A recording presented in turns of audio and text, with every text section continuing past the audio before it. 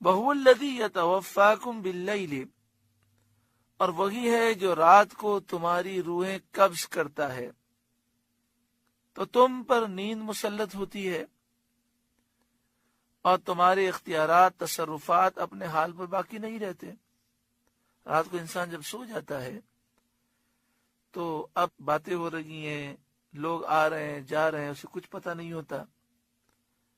اسی طرح وہ اپنے ہاتھ اور پاؤں سے وہ تصرفات نہیں کر سکتا جو جاگنے کی حالت میں کرتا ہے۔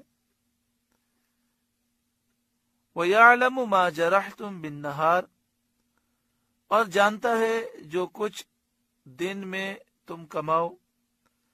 ثُمَّ يَبْعَثُكُمْ فِيهِ، پھر تمہیں دن میں اٹھاتا ہے، نیند سے بیدار فرماتا ہے۔ لِيُقْضَى أَجَلٌ مُّسَمًّى، کہ ٹھہرائی ہوئی میعاد پوری ہو، مقررہ مدت تک تم زندہ رہو اور عمر اپنی انتہا کو پہنچے۔ ثُمَّ إِلَيْهِ مَرْجِعُكُمْ، پھر اسی کی طرف تمہیں پھرنا ہے، یعنی آخرت میں تم اسی کے دربار میں جاؤ گے۔ ثُمَّ يُنَبِّئُكُمْ بِمَا كُنتُمْ تَعْمَلُونَ، پھر وہ بتا دے گا جو کچھ تم کرتے تھے۔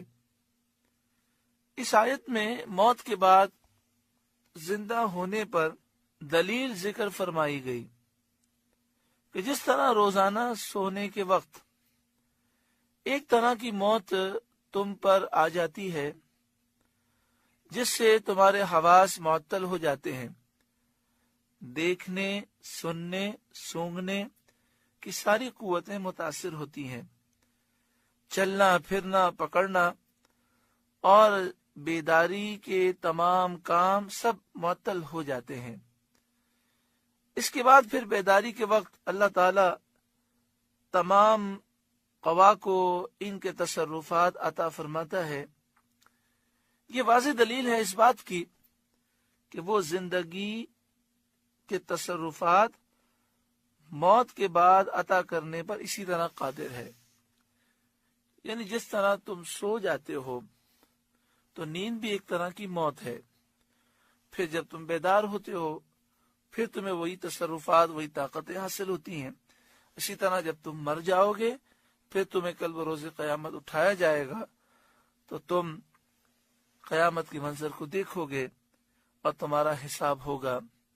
ثم ينبئكم بما كنتم تعملون، پھر وہ بتا دے گا جو کچھ تم کرتے تھے۔ بار بار قرآن مجید فقان حمید موت کا ذکر فرماتا ہے، قیامت کا ذکر فرماتا ہے۔ زندگی ہماری اکثر گزر چکی، اب نہ جانے کتنے لمحات باقی ہیں۔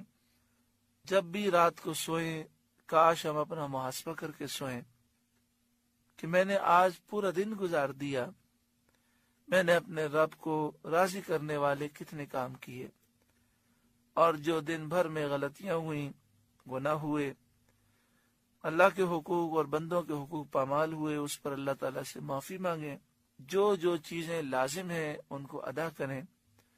اللہ تعالیٰ مجھے اور آپ سب کو آخرت کی تیاری کی توفیق عطا فرمائے۔ سورۃ الانعام کا 7واں رکوع مکمل ہوا۔